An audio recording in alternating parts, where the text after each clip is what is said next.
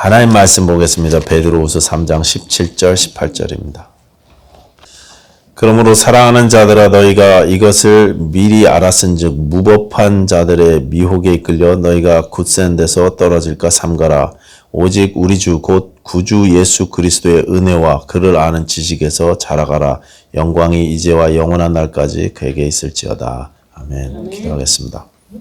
하나님 이 땅을 사는 동안에 참으로 힘들고 어려운 시간을 보낼 때도 있고 우리가 이해 안 되는 일들을 보낼 때도 있고 하나님의 응답이 지체되어서 고통스러울 때도 많습니다. 그러나 하나님 우리에게 주시는 영적 기쁨은 빼앗기지 않게 하시옵소서. 주님께서 주시는 평강은 빼앗기지 않도록 주여 도와주시고 인도해 주셔서 우리가 하나님 세상과 나는 간곳 없고 구속한 주만 보이도다 하는 고백이 우리 입술 가운데 있게 하여 주시옵소서. 하나님 이 시간 우리에게 말씀하여 주시고 우리 심정에 주님께서 어루만져 주셔서 우리가 힘들고 어려운 세상을 믿음으로 이기는 성도들 다 되게 하여 주시고 주의 말씀 붙잡고 평생을 살 수 있도록 하나님 도와주시고 역사해 주시옵소서. 감사드리며 예수님 이름으로 기도하였습니다. 아멘.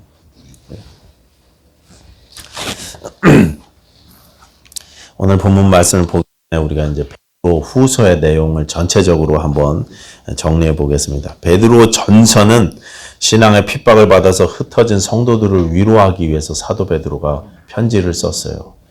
예수 믿는다는 이유 때문에 고향에서 쫓겨나야 됐고 또 재산을 뺏기기도 하고 가족과 헤어져서 살아야 됐고 또 심한 경우에는 목숨까지도 빼앗기는 그런 일들이 있었을 때였습니다. 정처 없이 떠돌아다니는 그 형제들에게 베드로 사도가 이제 편지를 써서 믿음으로 이기자. 우리가 사한 소망 되시는 예수님, 그 예수님을 바라보면서 이 힘든 시간들을 잘 이겨내자 하는 뜻으로 쓴 편지가 베드로 전서였습니다. 그런데 시간이 지날수록 그들의 삶이 더욱더 어려워졌습니다. 시간이 지나면 좀 나아져야 되는데 베드로 후서에 오면 교회가요 더 힘들어졌습니다. 로마 제국의 기독교인 핍박이 점점 극에 달하고 있었습니다. 더군다나 이런 외부적인 핍박뿐만 아니라 교회 내부적으로도 어려움이 생기기 시작했습니다. 그 어려움은 바로 거짓 교사의 문제였습니다. 교회 역사 2000년을 보면 언제나 이 거짓 교사들의 문제가 있어 왔죠. 지금도 한국에만 해도 얼마나 많은 이단들이 생겨갖고 교회를 막 흔들고 어지럽게 만듭니까? 그들은 말도 안 되는 가르침을 교회에 퍼뜨려서 성도를 혼란스럽게 만들고 어려움에 빠지게 만들었습니다. 베드로 후서의 교회들도 그랬습니다. 2장 1절 보시기 바랍니다. 베드로 후서 2장 1절. 성경책 안 가져오셨죠? 제가 읽을게요. 그러나 백성 가운데 또한 거짓 선지자들이 일어났었나니 이와 같이 너희 중에도 거짓 선생들이 있으리라. 그들은 멸망하게 할 이단을 가만히 끌어들여 자기들을 값주고 사신 주를 부인하고 임박한 멸망을 스스로 취하는 자들이라. 전에 구약시대에 거짓 선지자들이 있었던 것처럼 지금 그러니까 베드로 당시 그 초대교회 당시에도 교회 안에 거짓 선생들이 생겼다는 것입니다. 외적인 핍박도 견디기 어려운데 교회 안에 이런 거짓 가르침들이 들어와서 혼란스럽게 하니까 교회가 너무 어려운 것입니다. 당시에 사도 베드로는 이제 자기도 곧 처형당하게 될 것이라는 사실을 알았어요. 자기도 이제는 목숨을 이제 내려놔야 된다는 그런 사실을 알았습니다. 직감하고 있었습니다. 그래서 베드로 후서 1장 13절 보시면은 성경 한번 찾아보십시오. 베드로 후서 1장 13절 가져오신 분들. 다 같이 읽겠습니다. 내가 이 장막에 있을 동안에 너희를 일깨워 생각나게 함이 옳은 줄로 여기노니. 내가 이 장막에 있을 동안에. 여러분 우리가 보통 이 육신을 장막이라고 이야기하죠. 육신 장막이라고 이야기하는데 그 아직 장막에 있을 동안이라는 말은 내가 아직 살아있을 때 이런 뜻입니다. 내가 죽기 전에 이걸 너희를 좀 바로 잡아야겠다 이런 뜻입니다. 실제로 이 편지를 쓰고 얼마 되지 않아 사도 베드로는 로마 황제 네로에 의해서 처형을 받게 됩니다. 그러니까 사도는 지금 자기 삶의 거의 마지막 순간에 자기가 섬겨왔던 교회들과 성도들에게 간절한 마음으로 권면하고 있는 유언처럼 권면하고 있는 것입니다. 거짓 교사들의 가르침을 물리치고 진리의 말씀 가운데 굳게 서라 이렇게 권면하고 있습니다. 이 거짓 교사들의 가르침 크게 두 가지였습니다.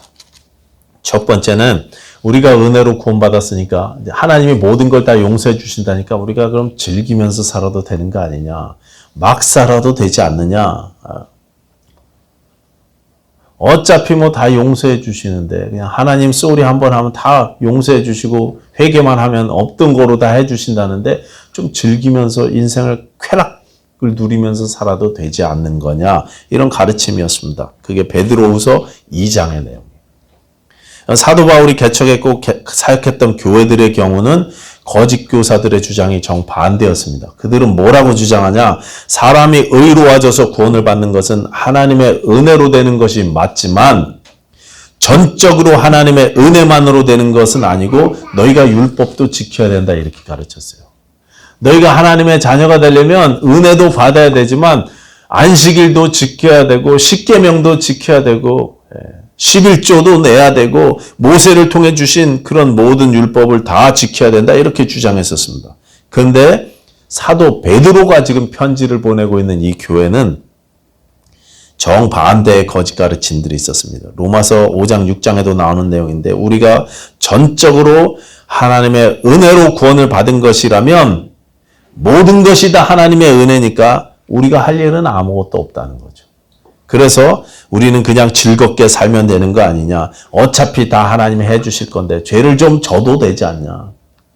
한국에 이런 이단들이 좀 있었죠. 예. 옛날에 좀 심하게 지금은 그 교단이라고 그래야 되나 그 교회들이 조금 건전화됐지만 예전에는 굉장히 심하게 가르쳤었어요. 그래갖고 교회를 위해서 거기서 이탈하는 사람들 막 목숨을 빼앗아도 하나님이 다 용서해 주시고 교회를 위해서 한 거니까 상관없다고 막 이렇게 가르쳤습니다.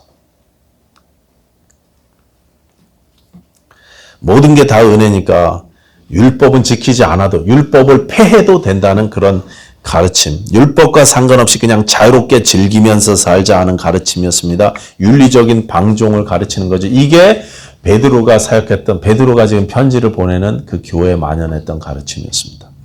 이런 가르침들이 점점 더 퍼져나가서 교회에 그 영향을 받은 성도들이 생각이 났는데 2절 내용을 쭉 보면 주로 금전적인 죄악하고 성적인 죄악에서 이 가르침이 적용됐어요.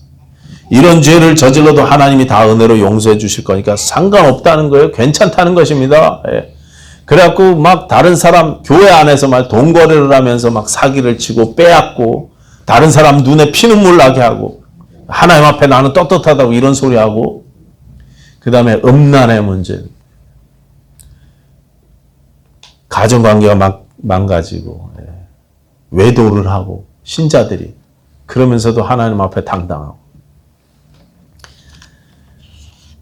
그뿐 아니라 또 하나 거짓 교사들의 두 번째 가르침은 예수님이 다시 오신다는 이 재림의 약속은 사도들이 꾸며낸 내용이라는 주장이었습니다. 그게 이제 3장, 베드로후서 3장의 내용입니다.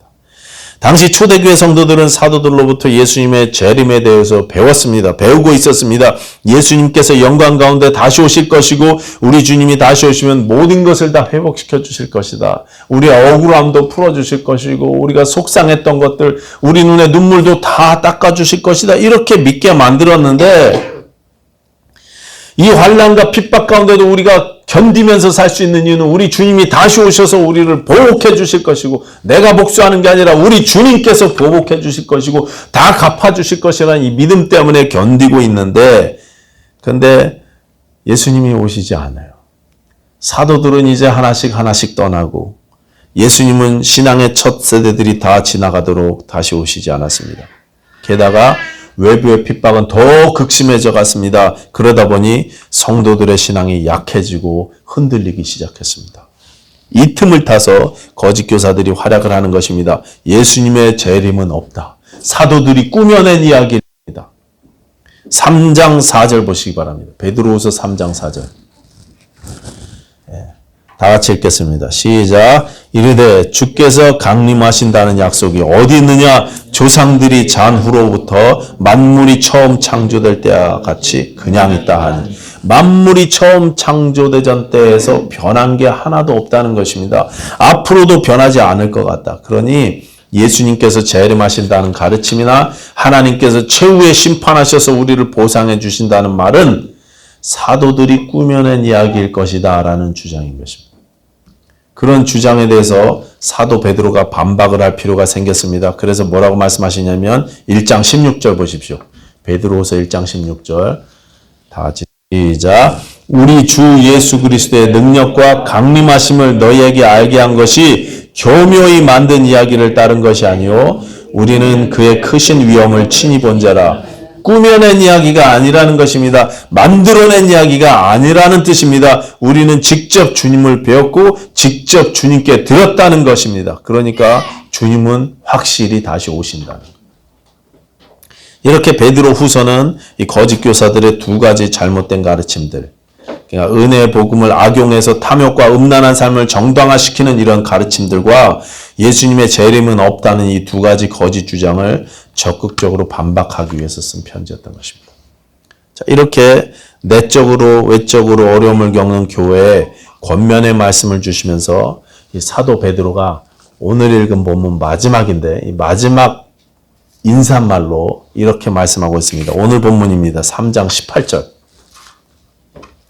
다 같이 읽겠습니다. 시작. 오직 우리 주 곧 구주 예수 그리스도의 은혜와 그를 아는 지식에서 자라가라. 영광이 이제와 영원한 날까지 그에게 있을지어다.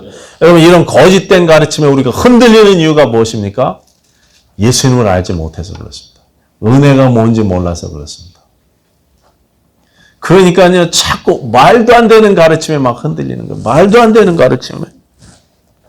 제가 학생부 때 가르쳤고 같이 신앙생활했던 그때는 어린 학생들이었죠. 고등학생들 정말 이쁘게 잘 자라던 아이들이 미국에 와서 어느 날 갑자기 이상한 데 빠져들어갔고 온 집안이 거기 빠졌어요. 그러니까 그 교주를 예수님이라고 믿으면서 그러면서 온 집안이 거기에 들어가고 정상적인 신앙생활을 못합니다. 딸이 세 자매 집안인데요. 둘째 딸만 빼고 첫째 딸, 셋째 딸이 거기 푹 빠져버리더니 안수 집사님이었던 아빠하고 엄마까지 데리고 갔어요. 여기 다운이에 그 본부가 있습니다. 예수님이 누구신지 모르니까, 하나님 은혜가 뭔지 모르니까 엉뚱한 가르침에 빠지는 것입니다. 이 거짓 교사들의 거짓 가르침에 빠지기 시작하는 것입니다. 베드로후서는 우리가 하나님과 주 예수를 알 때 은혜와 평강이 더욱 넘친다고 말씀하시면서 이 책을 시작했어요. 1장 2절에 보시면은 하나님과 우리 주 예수를 알므로 은혜와 평강이 너에게 더욱 많을지어다. 모르기 때문에 은혜와 평강을 못 누리고 모르기 때문에 거짓 교사들의 가르침에 흔들리는 것입니다. 너희가 삶이 어렵고 핍박으로 고통스럽지만 그래서 하루하루 은혜와 샬롬을 구해야만 하는 삶을 살지만 그 은혜와 샬롬은 하나님과 예수를 알므로 더욱 넘친다. 이렇게 편지를 시작하고 있어요. 알아가라 이렇게 시작하는 것입니다. 그리고 편지의 마지막도 다시 그 말씀을 하고 있습니다. 우리 주 곧 구주 예수 그리스도의 은혜와 그를 아는 지식에서 자라가라. 은혜가 무엇인지 예수님이 누구신지 그분을 아는 지식에서 자라가야 한다는 것입니다. 우리 삶에 수없이 많은 어려움들이 있습니다. 때로는 우리가 견디기 힘든 어려움들도 다가옵니다. 오늘 욥기서 큐티 말씀 본문에 보시면 욥기 9장인가요? 보시면은요, 욥이 얼마나 힘든지 이해가 안 되는지 하나님이 우리의 기도를 듣기 원하신다고? 하나님이 우리 기도를 들으신다고? 그 말이 사실이고 진리라고 할지라도 나는 믿어지지가 않는다. 내게는 대답을 안 해주시니. 난 너무 힘들다. 아무리 기도를 하면 뭐하냐? 응답이 없는데. 들어주시지 않는 것 같은데.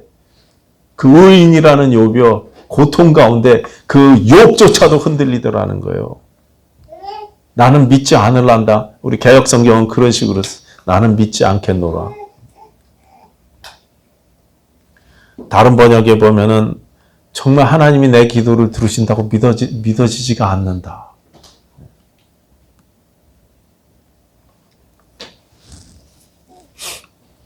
이렇게 견디기 힘든 어려운 일들이 많을 때라도 내 삶의 평강, 내 삶의 샬롬을 빼앗기지 않을 수 있는 비결이 있다면 무엇입니까? 그것은 은혜이신 예수님을 아는 것입니다. 그 외에는 없습니다. 예수님을 아는 지식에서 자라가는 것이 비결입니다. 내게 베푸신 은혜가 얼마나 큰 것인지 그것을 아는 지식에서 자라가는 것입니다. 여러분, 여러 어려움을 만날 때 왜 우리가 삶이 송두리째 흔들리고 우리 신앙이 막 송두리째 흔들립니까? 어떤 사람은 신앙 20년, 30년을 해왔는데도 맨날 그 자리에 있어요. 맨날 그 자리에서. 성장하지 못하고 신앙인의 능력은 고사하고 믿는 사람이나 안 믿는 사람이나 똑같은 삶을 사는 이유가 도대체 무엇입니까? 지난주에 기독교 라디오 방송에서 신앙 상담하는 시간에 어떤 안수 집사님이 상담받는 그런 내용이 나왔대요. 우리 박승혜 성도님이 소개해 주신 내용인데요. 안수 집사로 이제 막 교회에서 선출이 되셨는데 이분이 아직 술, 담배 문제를 해결하지 못해서 라디오 방송에다 전화를 해서 거기 상담해 주시는 목사님께 여쭤보더래요. 안수 집사가 되었는데 술, 담배 해도 되냐고. 여러분, 안수 집사쯤 되셨으면 왜 아직도 그게 문제가 됩니까? 왜? 안수 집사님쯤 되셨으려면 신앙생활 그래도 수십 년 해오셨고 교회에서 어느 정도 인정을 받았으니까 투표로 그렇게 임명이 되셨을 텐데 그리고 시치도 받으셨을 텐데 근데 왜 그 정도의 문제가 그 정도의 이슈가 문제가 되느냐 이것입니다. 왜 아직도 그런 신앙 초보에서 헤매고 있느냐 이 말씀입니다. 하나님은 기쁨으로 충만하신 분이고 우리에게도 기뻐하라고 말씀하시고 또 범사에 감사하라고도 말씀하셨는데 우리가 아직도 잘하지 못해서 신앙 초보에 머물러 있고 기쁨은커녕 내 안에 감사는커녕 원망과 불평이 가득한 이유가 도대체 무엇이냐 이것입니다.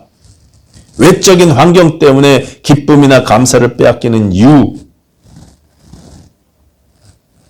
은혜가 뭔지 몰라서 그렇습니다. 날마다 나에게 얼마나 큰 은혜가 흘러넘치는지 내가 전혀 모르기 때문에 우리가 잘하지 못하고 아직도 신앙 초보에서 헤매고 있는 것입니다. 성도를 강하게 만들고 어떤 어려움에도 흔들리지 않는 샬롬을 유지하게 하는 것은 교리적인 지식이 아니고 예수님을 더욱더 알아갈 때 예수 그리스도를 통해서 경험하게 되는 하나님의 은혜인 것입니다. 이게 신자의 능력입니다. 신학교 공부나 오랫동안 교회를 다닌 경험이나 교회에서 많은 봉사활동을 하고 여러 가지 일들로 섬겨왔다는 이런 외적 활동들은 사실 신앙의 성장과는 별로 상관이 없습니다. 별로 상관이 없습니다. 은혜를 알아야 우리가 자라가는 것입니다. 은혜를 알아야 우리가 흔들림 없이 이길 수 있습니다. 성도들은 은혜를 안 그날부터 자라나 열매를 맺는 삶을 살기 시작하는 것입니다. 여러분 골로새서 1장 6절 한번 찾아보십시오. 골로새서 1장 6절입니다.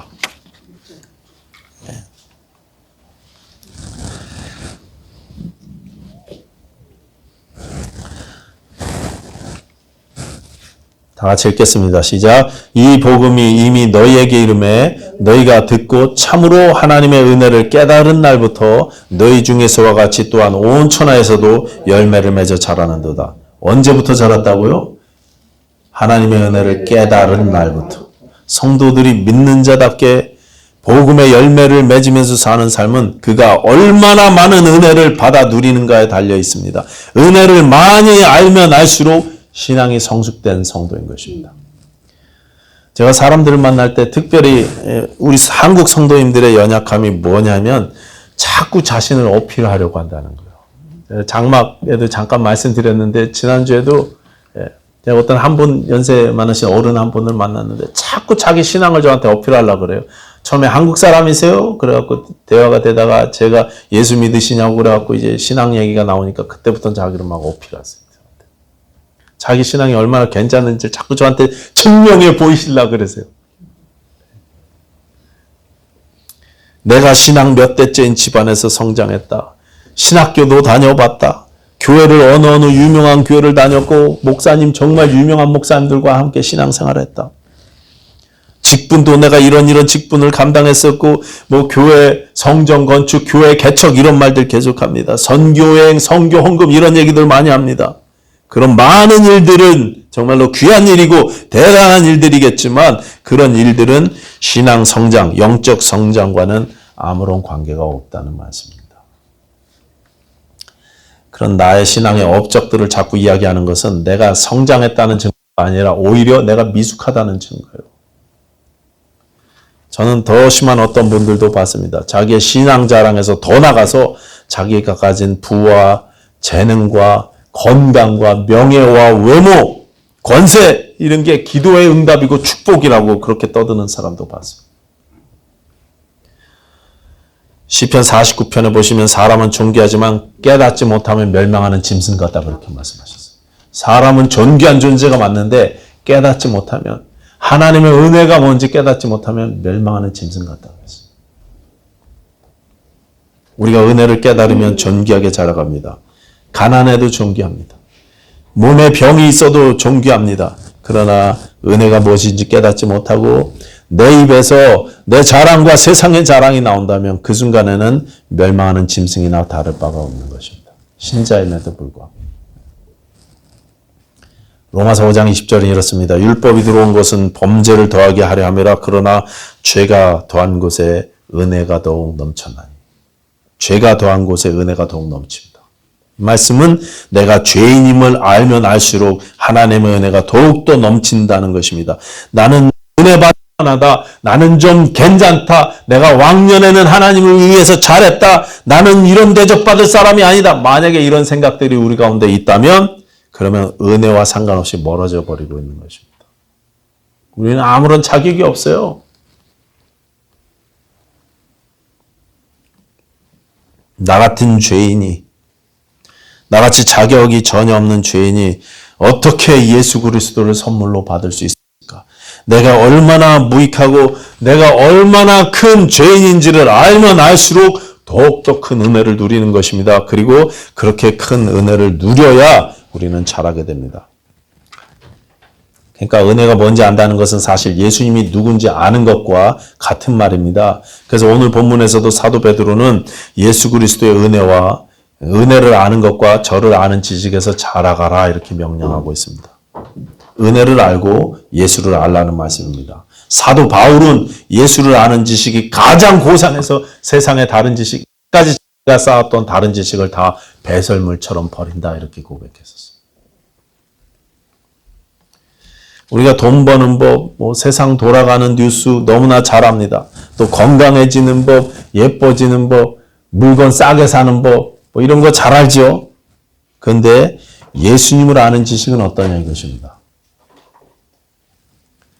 여러분 예수님을 생각하면 감동이 있습니까? 그 은혜를 생각하면 찬송과 가사처럼 나 같은 죄인 살리신 그 은혜가 놀랍습니까? 정말 놀랍습니까? 어메이징 그레이스가 맞습니까?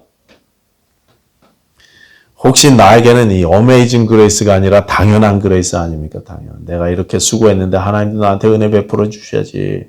내가 이렇게 열심히 기도했는데 하나님이 나한테 응답하시고 축복 주셔야지. 당연한 은혜요, 받을 만한 은혜라고 생각한다면 이건 놀라운 은혜가 아니죠.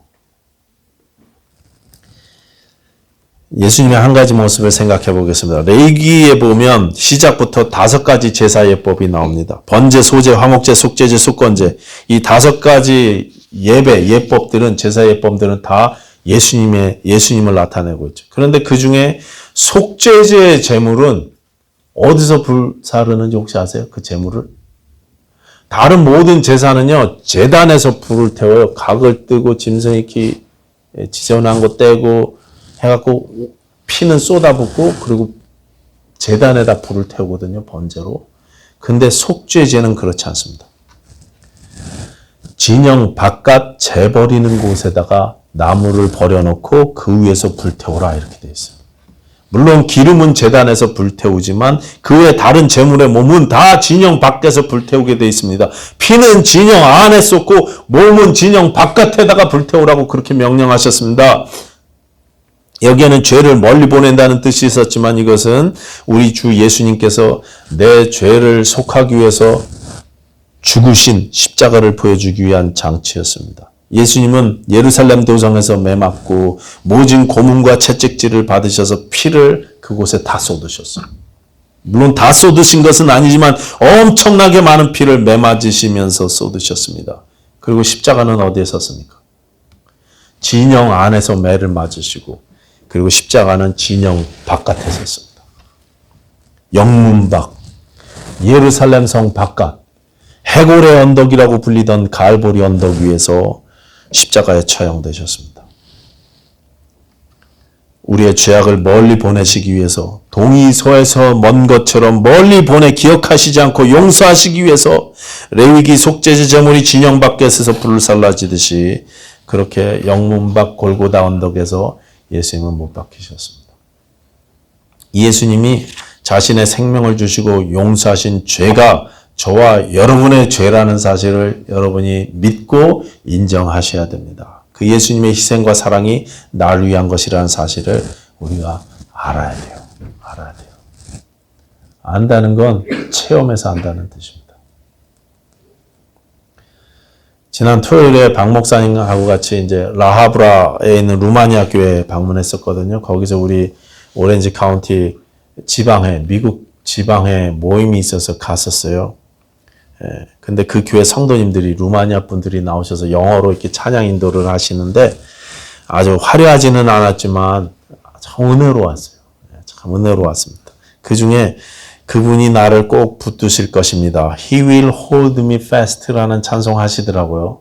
유튜브 찾아봤더니 유명한 노래더라고요. 전 처음 들어봤습니다. 대략 그 찬양의 내용이 그 찬송이 너무 좋아서 목사님이 운전해서 오실 때 옆에서 이렇게 저 유튜브로 한번 찾아봤는데요. 그 내용이, 가사 내용이 대략 이렇습니다. 그는 나를 꼭 붙드실 것입니다. 비록 내 믿음과 내 사랑은 연약하여 흔들리지만 주님은 나를 꼭 붙드실 것입니다. 나를 사랑하시기 때문에 그렇게 엄청난 대가를 나를 위해 지불하셨기 때문에 내 생명을 위해 피 흘리시고 죽으셨기 때문에 주님께서 다시 오실 때까지 주님은 나를 꼭 붙드실 것입니다. 이게 그 노래 가사예요. 근데 여러분 이 신앙 고백이 이 찬양 가사 같은 고백이 우리 입술에도 좀 있었으면 좋겠습니다. 억지로 부르라니까 부르는 그런 노래가 아니라 자발적으로 이 고백이 막 튀어나왔으면 좋겠어요. 그렇지 하나님이 나를 사랑하시니까 하나님의 은혜가 나를 붙잡으시니까 주님이 나를 꼭 붙드실 거야. 내가 지금 힘들지만. 예수 그리스도의 십자가 은혜가 얼마나 크고 귀한 것인지 날마다 매일 매순간 알아가시는 저와 여러분들 되시기 바랍니다. 그래서 입만 열면 그는 흥하고 나는 망해가는 그런 신앙생활 되시기를 축원합니다. 1장 2절에서는 그때 우리에게 말할 수 없는 은혜와 평강이 더욱 넘칠 것이라고 약속하셨습니다. 예수를 알아가고 그 은혜를 알아가시는 저와 여러분들 되시기를 축원합니다. 아멘. 기도하겠습니다.